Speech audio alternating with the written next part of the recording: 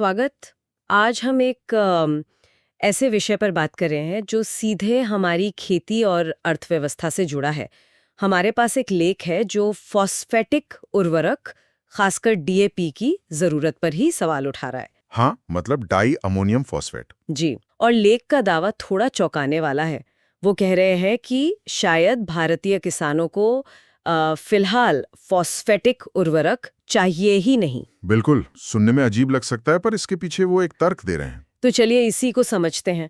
मतलब ये जानने की कोशिश करते हैं कि लेख के हिसाब से खेतों में फॉस्फेट का होता क्या है और ये क्यों कहा जा रहा है कि इसकी जरूरत नहीं, और इसमें जीवामृत का क्या रोल बताया गया है। हाँ, और इसका असर किसानों और देश की अर्थव्यवस्था पर क्या पड़ सकता है, ये भी देखना होगा। बिल्कुल। सोचिए, अगर लेख सही है तो एक किसान का साल का मान लीजिए 30,000 रुपए बच सकता है। और देश का देखें तो 2.25 करोड़ रुपए की बात हुई है। ये तो बहुत बड़ी रकम है। बहुत बड़ी। अच्छा, तो शुरू करते हैं डीएपी से। हर रबी सीजन में इसकी किल्लत, ब्लैक मार्केटिंग, मिलावट, ये सब सुनने को मिलता है। हाँ, किसानों के मन में तो ये बैठ गया है कि इसके बिना अच्छी फसल हो ही नहीं सकती। इसमें होता क्या है? करीब 46% फॉस्फेट और 18% नाइट्रोजन, है ना? जी। और देखिए, विज्ञान क्या कहता है। फसलों के लिए जैसे एनपीके का अनुपात बताया जाता है, मान लीजिए 120.60.40। तो इसका मतलब हुआ कि प्रति हेक्टेयर 60 किलो फास्फोरस डालने की सलाह है। ये करीब 2.5 बोरी डीएपी हुआ। 2.5 बोरी।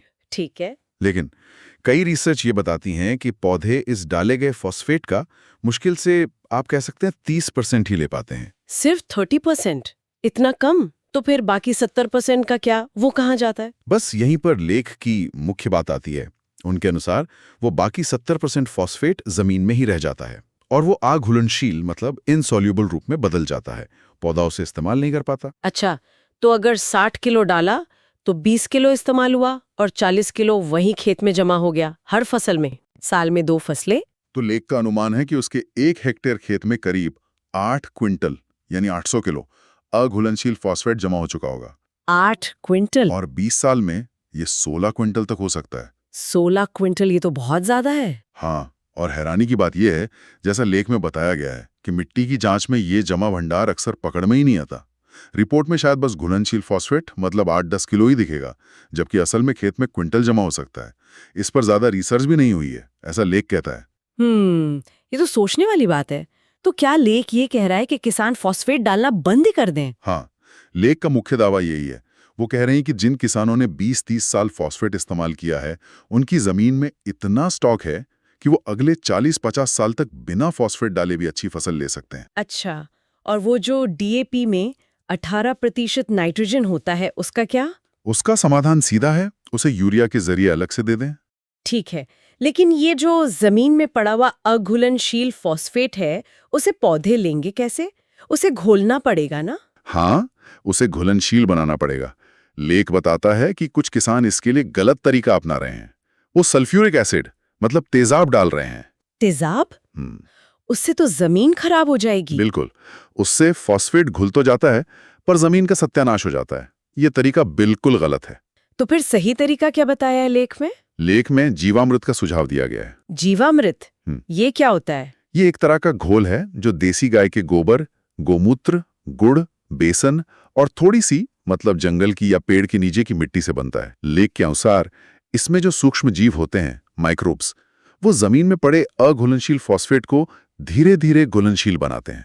अच्छा, मतलब ये जीवाणु उस फॉस्फेट को पौधों के खाने लायक बना देते हैं। जी हाँ, बिल्कुल। ये प्रकृति के साथ काम करने जैसा है, बिना जमीन को नुकसान पहुंचाए।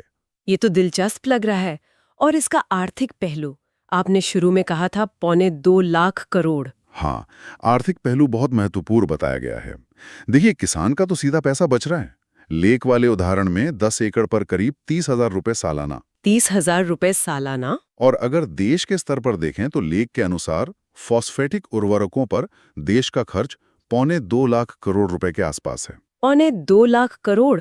इसकी तुलना अगर पीएम किसान सम्मान निधि से करें, जिसका बजट करीब 70-72 हजार करोड़ है। हाँ, तो आप अंदाजा लगा सकती हैं कि अगर जीवामृत जैसे तरीके कामयाब होते हैं तो देश की कितनी बड़ी बचत हो सकती है। तो मतलब इस पूरी चर्चा का सार ये निकलता है कि लेख के मुताबिक हमारे खेतों में शायद पहले से ही जरूरत से ज्यादा फॉस्फेट जमा है जी, अघुलनशील रूप में। और जीवामृत जैसे प्राकृतिक तरीकों से उसे इस्तेमाल लायक बनाया जा सकता है। हाँ, लेख का तो यही कहना है। इससे किसान और देश दोनों का पैसा बच सकता है। लेख तो यहाँ तक कह रहा है कि इसे आजमा कर देखने में हर्ज क्या है।